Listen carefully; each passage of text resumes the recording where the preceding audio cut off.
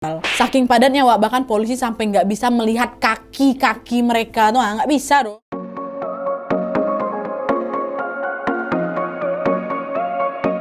Tepat pada akhir tahun 2023, melalui website trends.google.com, Google Indonesia merilis 8 kategori berisi topik-topik pencarian yang paling trending atau yang banyak dicari oleh warganet Indonesia selama tahun 2023.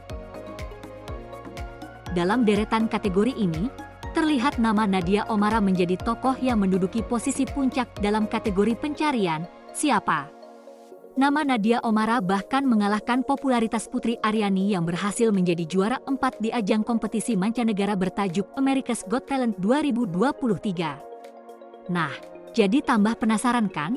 Siapa sih sebenarnya sosok Nadia Oomara yang banyak dicari oleh publik ini?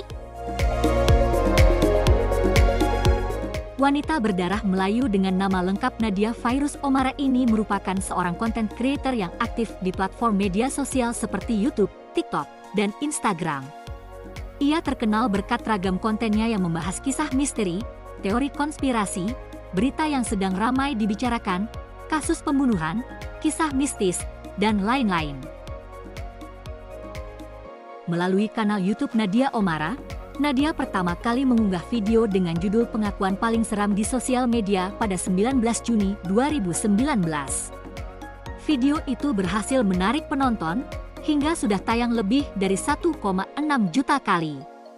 Berkat tekad dan konsistensinya dalam membuat konten di YouTube, nama Nadia Oomara melonjak di tahun 2022 dan terus menarik banyak penggemar hingga sekarang. Melalui kanal YouTube-nya, Nadia Oomara mengangkat beberapa kisah dengan tema yang beragam seperti kisah bangsawan terkejam Elizabeth Bathory, tragedi Itaewon, sejarah Romusha, kisah cinta Anna dan Lukan, kisah stasiun Manggarai, kisah aktivis HAM Wiji Tukul dan Munir, hingga kisah cucu Nabi, Hasan dan Hussein. Setelah sukses di YouTube, Nadia mulai melebarkan sayapnya ke TikTok. Di platform ini, ia sering membuat video-video berdurasi singkat. Berkat ide-ide kontennya yang menarik untuk disimak, cara penyampaian cerita yang luas dan asik, serta analisis cerita yang mendalam, video-video unggahan Nadia Oomara menjadi digemari banyak orang. Lalu apa sih yang dimaksud dari komentar? Langsung cerita ke Nadia Oomara, yang sering sekali ditemukan di kolom komentar TikTok. Jadi, Nadia Oomara bisa dibilang memiliki hubungan yang interaktif dengan penonton setianya.